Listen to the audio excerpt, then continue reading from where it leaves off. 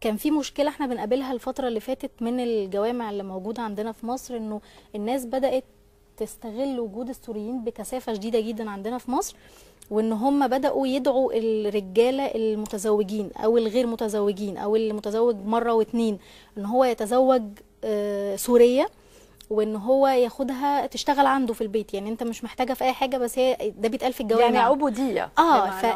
يعني بدأ الموضوع يتحول عندنا في مصر. يعني عندما تشتري انسان ليخدمك، يعني هذا عبد عندك بالظبط كده. وبدأوا ستات فعلا، ستات بيوت انا اعرفهم بدأوا يفكروا ان هم فعلا يعملوا الخطوه دي، ان هم يسمحوا لجوزهم انه يجيب بنت سوريه وتبقى حلوه وكل حاجه، ويقدروا ان هم يستغلوها عندهم في البيت، يشتروها بالمال. بالظبط كده. ويعني ما هو السعر؟ تقريبا كان محطوط 10,000. نعم، جنيه. 10,000 جنيه. يتنازل الاهل عنها؟ بصي، قصه ان هم يتنازلوا او ما يتنازلوش، فاحنا الفتره الاخيره بداوا السوريين يبقوا موجودين بشكل كبير جدا عندنا في مصر، فبقى ان هو الناس عايزه تشتغل، عايزه فلوس، عايزه، فمش هيبقى قدامهم حلول كتيره. وخصوصا انه الناس اللي بيوصلوا لشيوخ الجوامع في المناطق الريفيه هم اوريدي بيبقى عندهم القدره او الامكانيه والموافقه ان هم احنا ما عندناش مشكله. يعني فيفيان، انت تحدثتي عن واقعه لم نستطع التاكد منها، ولكن تاتي على لسانك. طبعا على لساني انا طبعا. انه الجوامع دي فعلا بدات من فتره قريبه جدا انه هي تقول انه احنا عندنا بنات سوريات للي حابب ان هو يتزوج. وماذا يعني الوضع كلش صعب، بس نتحمل يعني لبين تحرر مناطقنا. واولادك في المدارس؟ لا، ابني الصغير يعني كل فترة لما نطلع على السوق يشتري شنطة يقول أروح على المدرسة. كان ينتظر يعني بكل شوق ينتظر أنه تفتح المدرسة قبل ما نهرب من سنجار. يشيل الشنطة يقول أروح على المدرسة، وبعد ما هربنا يعني ماكو مدارس.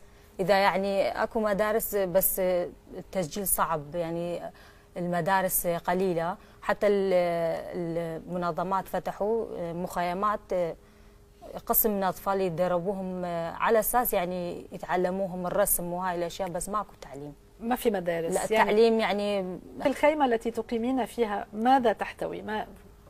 شو فيها؟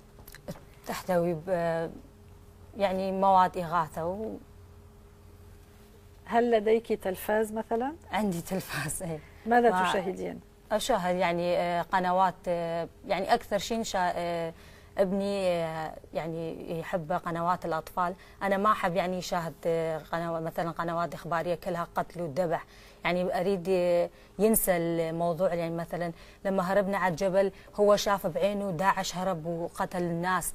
يعني ما أحب يعني يطلع أكثر على التلفزيون وعلى كلها، يعني القنوات كلها صارت قتل وذبح.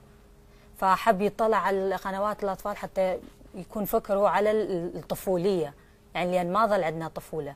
وهذا ما ترغبين أنت أيضا به؟ أرغب يعني أتابع معاه وأشجعه إنه يتابع الأفلام كرتون، يعني الأشياء اللي يعني تخص الأطفال مو الكبار. بعدهم عقلهم يعني عقل الأطفال بعد صغير، يعني إذا تابعت ذبح وقتل يجوز يعني كم سنة يصير انهيار نفسي عنده.